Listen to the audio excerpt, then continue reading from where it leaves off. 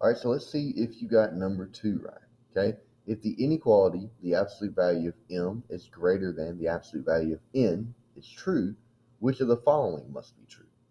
Okay, so ACT really loves to throw out these abstract problems, these ones that are going to make you think, okay, because they want to see how quickly you can think on your feet. Because keep in mind, on the ACT, you virtually have 1 minute per problem, okay? So they're really trying to see who can get these quick questions, who can get these really hard questions and think through them pretty quickly.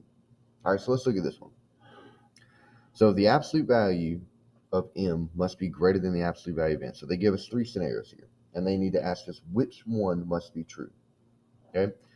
So basically, let's think about this. So if the absolute value of m must be greater than the absolute value of n, so let's look at each scenario. M cannot be equal to n. Okay, so that equal sign with a slash through it. This just means m is not equal to n. Okay. Well, so let's think through this, okay? What if we tried to say that m was equal to n, okay? So let's say, what if m equals 7 and n equals 7?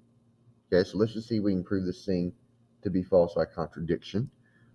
Well, if I had the absolute value of 7 is greater than the absolute value of 7, that wouldn't make sense because then we'd get 7 is greater than 7, and that's just not true. So we know that in any case that m cannot be equal to n. So we know that every single time that m is not equal to n, that it could possibly work for us. Now, there are cases where it maybe wouldn't work for us, okay? But the general idea here is that the only way for this inequality to be true is for the two numbers to not be equal to one another. So right now I like that answer, but let's keep going, okay? M must be less than n, okay? So let's look at a couple scenarios, okay? So if we have that m is equal to, let's say, -3 and n is equal to 2, okay? Well, if I was to set up this situation, this would give me the absolute value of -3 is greater than the absolute value of 2, and this would give us a good statement.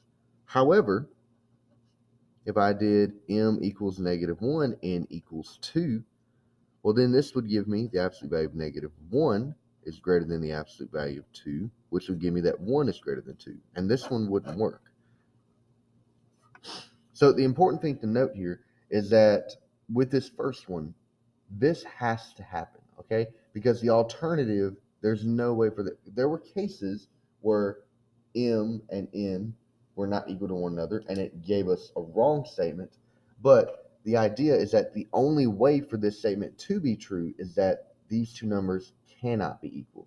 However, in this case, it doesn't have to necessarily be a case of m must always be less than n because of this example right here, okay? M was -1 and N was 2, but we got a false statement.